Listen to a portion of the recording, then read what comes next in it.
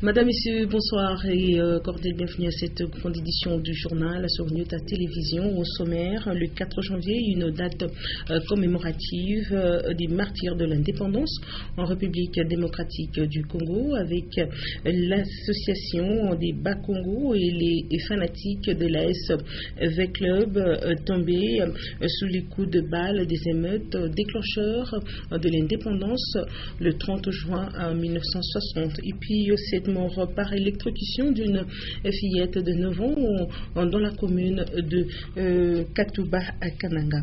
En sport, nous parlerons de ce lundi 4 janvier qui est intervenu la clôture de la saison à la Ligue de cyclisme du Katanga. À cela, une course a été organisée à Lubumbashi en circuit fermé. C'est tout pour les titres. Madame, Messieurs, une fois de plus, bienvenue à cette édition du journal. La République démocratique du Congo commémore le 4 janvier de chaque année la journée des martyrs de l'indépendance. Les militants de l'ABACO, l'association des Bas-Congo et les fanatiques de l'ASV Club tombés sous les coups des balles le 4 janvier 1959. Ces émeutes furent un élément déclencheur de l'indépendance de la République démocratique du Congo acquise le 30 juin 1960. Retour sur l'historique de ces éléments avec Edouard Corpo. La République démocratique du Congo se souvient et honore la mémoire des personnes qui avaient payé de leur sang pour influencer son accession à la souveraineté nationale et internationale. Il s'agit des martyrs de l'indépendance tués le 4 janvier 1959. 57 ans après ce drame, Congolaises et Congolais continuent à saluer leur mémoire et cette journée est décrétée chômée et payée sur toute l'étendue du pays. L'histoire nous renseigne que ces personnes appelées martyrs de l'indépendance faisaient partie des militants de l'association des Bas-Congo, parti politique cher à Joseph Kasavubu. Ils étaient en furie suite à l'annulation du meeting de leur leader. Ils vont faire fusion avec les fanatiques de l'association sportive Victoria Club qui venaient de perdre un match de football au stade Roi-Baudouin, aujourd'hui Tata Raphaël. Ils ont commencé à scander l'indépendance dans quelques langues du Congo belge, Uhuru, Kimpwanza, Djipanda et Lipanda. Pour mettre fin aux scènes de pillages et autres désordres, l'administration coloniale avait ordonné aux forces de l'ordre d'ouvrir le feu.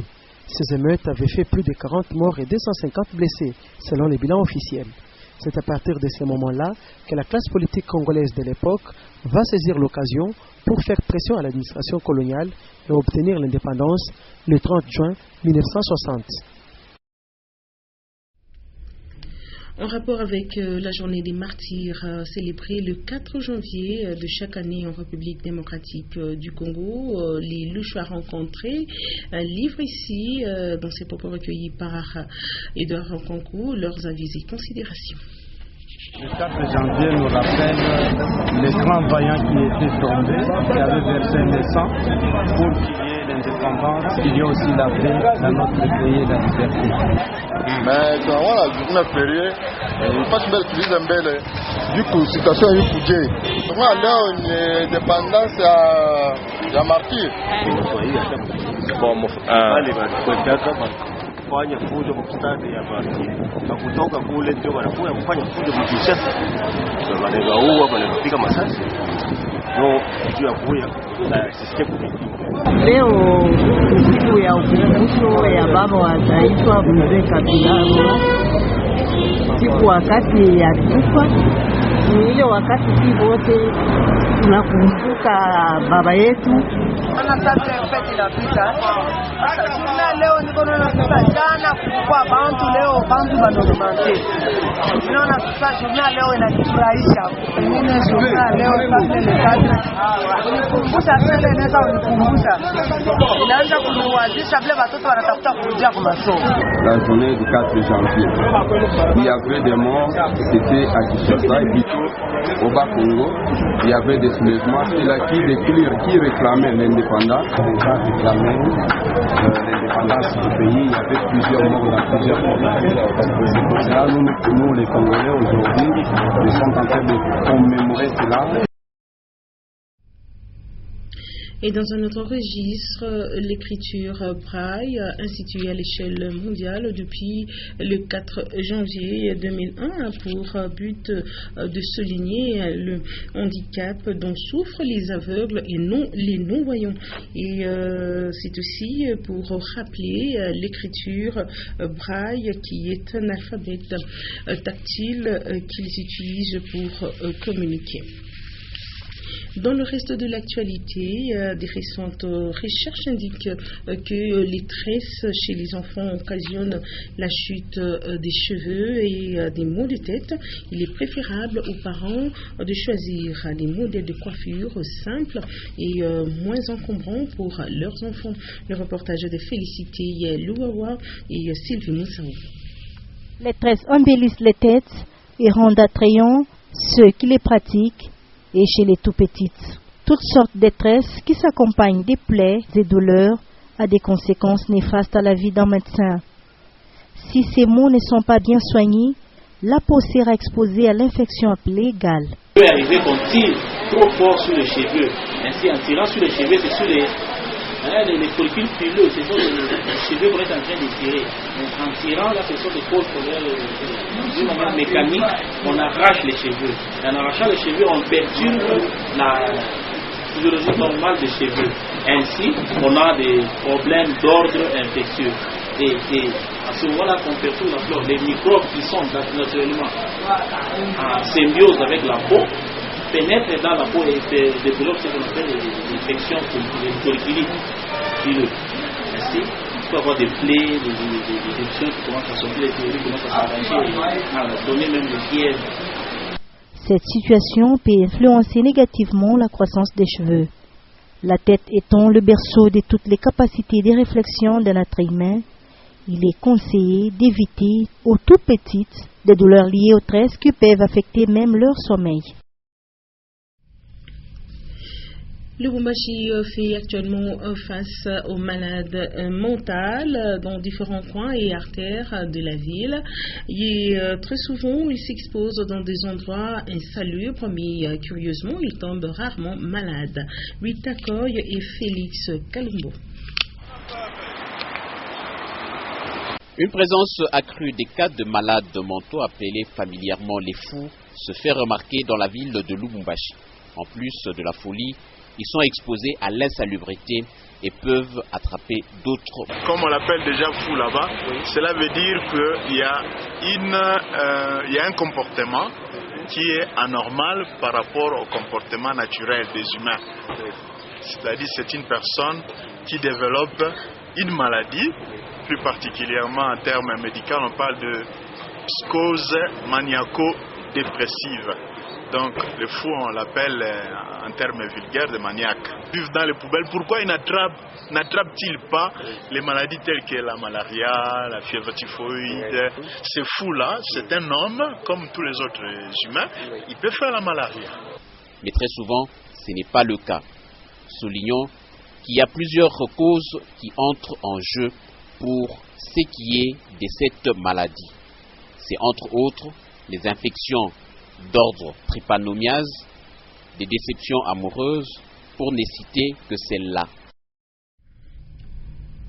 Religion, cela fait plus de 3 ans que les chrétiens catholiques célèbrent la Noël des jeunes le 4 janvier. Le thème retenu pour cette année est saisi pour la miséricorde, pour le bien-être de l'Église, famille de Dieu. À cet effet, plusieurs activités ont été organisées dans l'enceinte de l'Église catholique Sainte Bernadette de la Katouba, Mera Mwadi et Edouard Kanko. Venant de toutes les paroisses et chapelles de Lubumbashi, les jeunes chrétiens catholiques ont célébré la Noël des jeunes ce 4 janvier 2016. C'est la paroisse Sainte Bernadette qui a été choisie pour abriter ces manifestations. Tout a commencé par des ateliers sur le thème général de l'année, saisi par la miséricorde pour le bien-être de l'Église Famille des Dieux, qui étaient répartis en 20 sous-thèmes. Nous avons choisi les sous-thèmes conformément au thème général, mais ces sous-thèmes selon les domaines. Il y a les domaines spirituels, domaine environnemental, domaine juridique, domaine économique, domaine politique, domaine socio-culturel et domaine sanitaire. Ensuite, l'assistance participera à une célébration eucharistique organisée pour la circonstance. Cette dernière a été célébrée par l'abbé Grégoire Kakese, aumônier des jeunes. L'organisation de ce genre d'activité est saluée par plus d'un jeune catholique. Cette journée, voilà, elle apparaît comme un loisir pour ceux-là qui sont distraits, les jeunes distraits. Mais voilà, si nous venons dans l'esprit là des prières et l'esprit là de conscience, voilà, avec ces thèmes qu'on a eu à décortiquer, nous pouvons sortir avec quelque chose qu'on a retenu et qui, cette chose-là va nous aider pour toute notre vie. Pour la petite histoire, la Noël des jeunes catholiques est organisée à Lubumbashi chaque 4 janvier, quelques jours après la fête de la Nativité de Jésus.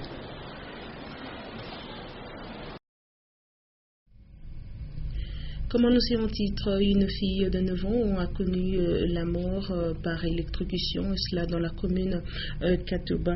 L'incident malheureux est survenu suite à un câble électrique qui a cédé suite au vent violent qui a accompagné la pluie du 3 janvier 2016. Le point avec Ben Kayembe et Félicien Kassongo. Il était environ 20 heures quand le drame s'est produit sur la rue 23, en plein cœur du quartier Upemba. Joël Mutakula était envoyé par sa mère dans la soirée. C'est ainsi qu'elle sera surprise par la chute d'un câble électrique. Après la forte pluie, l'enfant était envoyé par sa maman à la maison pour aller allumer le feu. Maintenant, l'enfant, quand elle a allumé le feu, elle voulait se rendre là où était sa maman.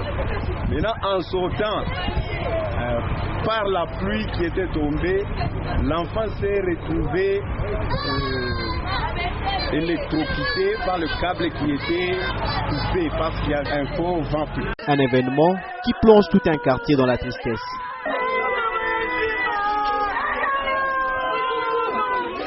Informés, les autorités communales auraient effectué une descente sur le terrain pour s'enquérir de la situation. Mais bien avant l'arrivée du procureur, la population a procédé à la levée du corps pour le déposer devant le bureau de la SNEL. Ensuite, elle va se rendre vers la commune. Ici, les autorités communales ont donné l'ordre d'acheminer le corps vers une morgue de la place. Ce cas de mort par électrocution vient une fois de plus remettre sur table la problématique de raccordement frauduleux au réseau électrique, tant décriée dans cette commune. Sport pour terminer cette édition du journal. Sachez que ce 4 janvier, il y a eu clôture de la saison à la Ligue de cyclisme du Katanga. À cette occasion, une course était organisée à Lubumbashi, un circuit fermé remporté par Aslan Sidis, Joël Kabeya et Michel Olila. Comme de coutume, chaque 4 janvier, la Ligue de cyclisme du Katanga, sous le sponsoring de la Brassimba, organise une course avant que les cyclistes n'aillent en vacances. Pour ce 4 janvier 2016, 49 participants étaient attendus, 35 seulement ont répondu. Le coup d'envoi est intervenu à la grande place de la Poste à 9h50 par le maire de la ville, Jean-Oscar Sanguza Mutuda. 2, 1, 0. De là, en passant par les avenues Lumumba, Djamena, Kamanyola, pour chuter sur la chaussée Laurent-Désiré Kabila. Les cyclistes ont parcouru 80 km, c'est-à-dire 20 tours pour 4 chacun, en circuit fermé. Parmi les 35 présents, les 10 premiers ont été primés par la brasserie Simba en sa qualité du premier sponsor de cette compétition. Natif du Katanga, Aslan Tidis, invité par la LICICAT, il a participé comme coureur indépendant. L'invité a surclassé tous les athlètes et termine sur la première marche du podium, synonyme du vainqueur de la course. Par conséquent, son poursuivant direct, Ludovic Kabamba, prend les trophées du champion du Katanga. Derrière lui, il laisse Christian Djanja, André Kapambui, Jean-Louis Chiana, respectivement 3e, 4e et 5e. Classé 8e au classement général, Ouseni Yanda est le champion chez les juniors, avec comme vice Loïc Chiana, 10e au classement, tous deux fils des anciens champions du Katanga.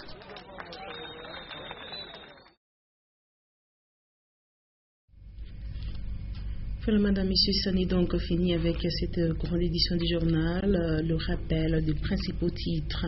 Le 4 janvier, une date commémorative des martyrs de l'indépendance en République démocratique du Congo avec des militants de l'association des Bas-Congo et les fanatiques des V-Club tombés sous les coups des balles des émeutes déclencheurs de l'indépendance. Et puis cette mort par électrocution d'une fillette de 9 ans dans la commune de Katuba, Kananga. En sport, vous avez suivi, c'est ce lundi 4 janvier qu'est intervenue la clôture de la saison à la Ligue du cyclisme du Katanga. À cela, une course a été organisée à Lubumbashi en circuit fermé. Fin complet de cette édition du journal. Madame, Messieurs, merci à vous tous de l'avoir suivi. Très très bonne suite de programme sur News Télévision.